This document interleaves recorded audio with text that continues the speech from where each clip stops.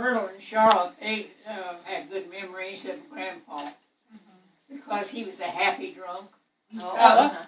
And he had one of these leather couches that went like this, you know, tufted black leather type of thing. And when he was drunk, he laid out on there and he would sing in French.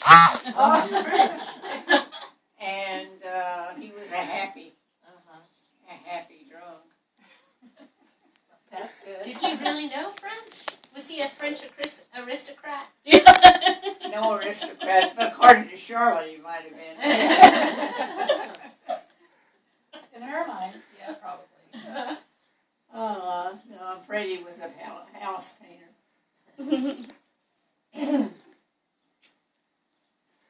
But he was from Alsace-Lorraine, and he came to this country when he was 7 years old.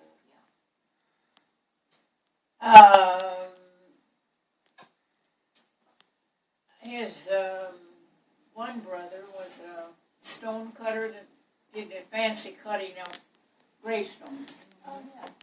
There was sort of an artistic flair with him, through him. And what did he do? I'll fade it out.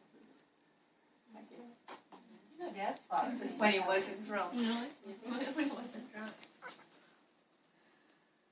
I didn't know that. You know, my dad was a sailor.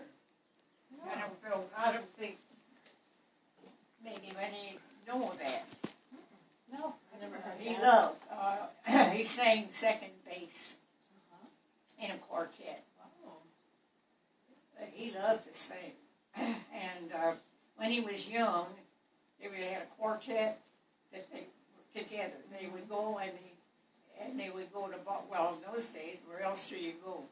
To bars, saloons. Right. They were saloons to sing as a group. And the guy that sang tenor was a big, heavy-set Irishman. My dad sang second bass. And they traveled around, and that was in his youth. That's one of the things he did. And so one time there was in New Albany an act. I'm trying to think the name. Anyway, the woman was an actress. She went on to New York and became an actress on the stage. But they were from the same neighborhood as my dad, and they were friends.